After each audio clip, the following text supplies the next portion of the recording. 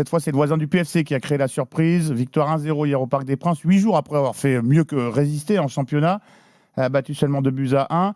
Paris qui a manqué de réalisme s'est fait punir par un but de Jonathan Iconé, bien servi par Kebal. Ça fait un peu tâche sur la saison d'un PSG, décidément moins dominateur que l'an dernier.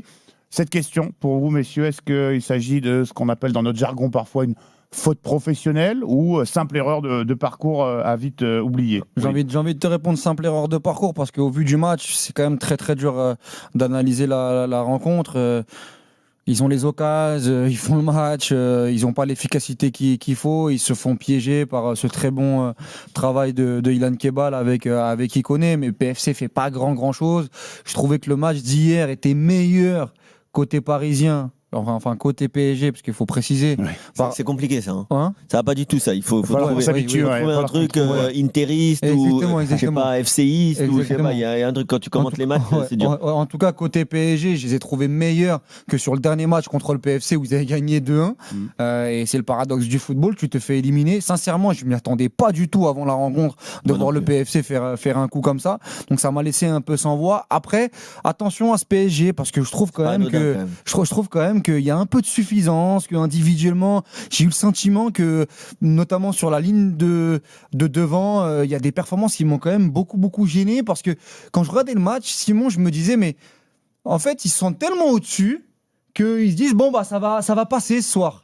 Et attention à ça, parce que moi je trouve qu'il y a quand même pas mal de matchs où on se disait bon, ils vont retrouver leur cadre, ils vont retrouver les titulaires. Bon là c'est quand même une équipe pas type parce qu'il manque Ousmane Dembélé et Hakimi. Mais en tout cas c'est une très grosse équipe hier. Et tu prends les matchs comme ça les uns après les autres. Flamengo, le match contre Marseille où ils se font balader. Le match contre le PFC où là ils se font pas balader mais ils perdent. Et puis se faire éliminer par le PSG. On a tellement l'habitude maintenant que le PSG gagne ces matchs-là, que ils sont vraiment au-dessus dans la gestion des émotions. Bah moi ça me gêne un peu, ça me gêne ce que j'ai vu hier. Ce n'est pas anodin et c'est disons une petite brume là qui erre depuis le début de saison. Et moi je peux pas le reprocher forcément aux joueurs. Quand tu atteins le Graal comme ça doit être quelque chose d'incroyable. Mais c'était un petit peu les débats qu'on avait eus. Je le dis tout le temps en souriant, je souris, y a pas de souci, on est passé à autre chose. Tu sais, sur le débat, on préfère le Ballon d'Or que le classique. Ah ouais, mais maintenant on a fini le jeu, donc tu comprends, c'est plus facile. Et je le comprends de la part des supporters, ils ont tellement souffert, comme le dit très bien la chanson, après tant de galères et de combats, elle est très belle cette chanson et elle résume assez bien l'histoire du PSG récente. Mais aujourd'hui, t'as gagné la Coupe du Monde des clubs, t'as perdu en Coupe du Monde des clubs, 3-0. Ouais. Ensuite, t'étais en galère contre Tottenham en Supercoupe, même si c'est qu'un trophée, ça reste un match de haut niveau, tu gagnes au penalty. Ok.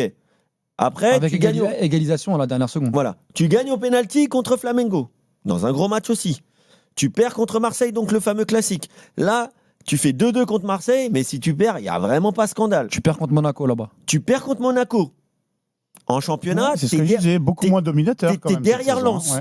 Donc moi, mais il y avait l'explication entre guillemets de la digestion. Il y a pas il faut leur dire aussi, il n'y a pas de préparation. Voilà, on va attendre il y a la Coupe du Monde des clubs les retours catastrophiquement placés, les mecs n'ont pas pu, etc. Il y a eu des blessés. Là, cet argument, il va pas non plus. Sauf que là, maintenant, tu viens de perdre un titre.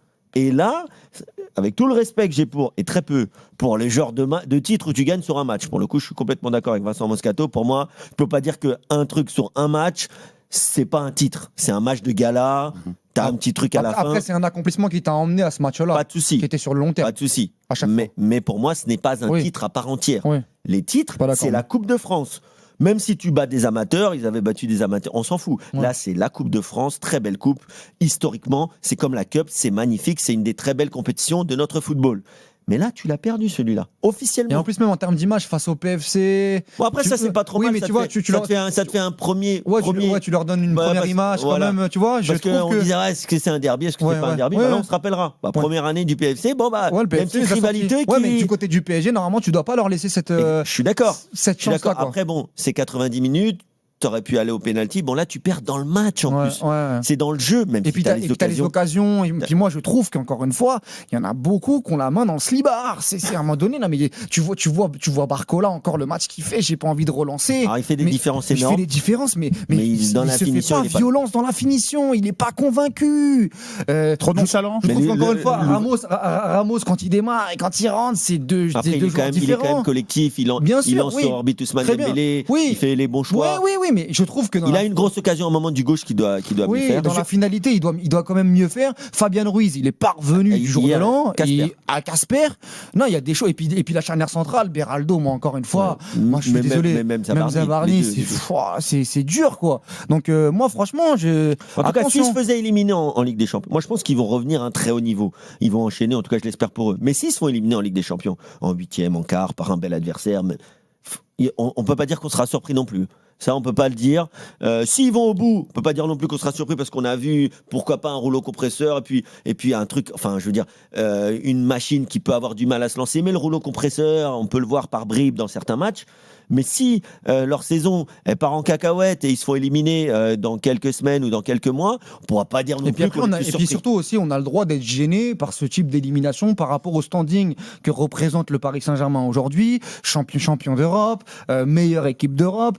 Voilà, moi, j'ai l'impression qu'en fait aujourd'hui le PSG, en fait, vu que les supporters en ont rien à cirer, enfin pas tous, hein, je les mets pas tous dans le même sac parce qu'il y en a qui ont encore un semblant d'exigence, qu'en fait tout le monde est anesthésié, il y a plus personne, en fait, tout le monde est sur les fesses. Tu vois, hier tu dis bon, qu'est-ce que tu vas dire maintenant comme analyse? Eh ben justement, tu vois, mais attention quand même parce que il faut pas que ça se reproduise.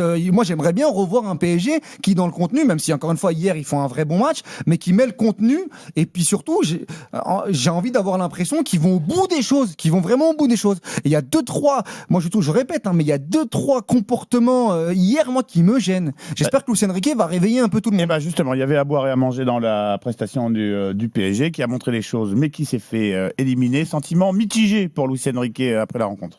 Si tu regardes les résultats, peut-être, mais ce que j'ai vu pendant tous les matchs, on a été très supérieur. C'est comme ça le football. Ce n'est pas juste, tu dois savoir perdre et en ce cas-là, c'est clair pour moi que c'est un résultat tellement bizarre.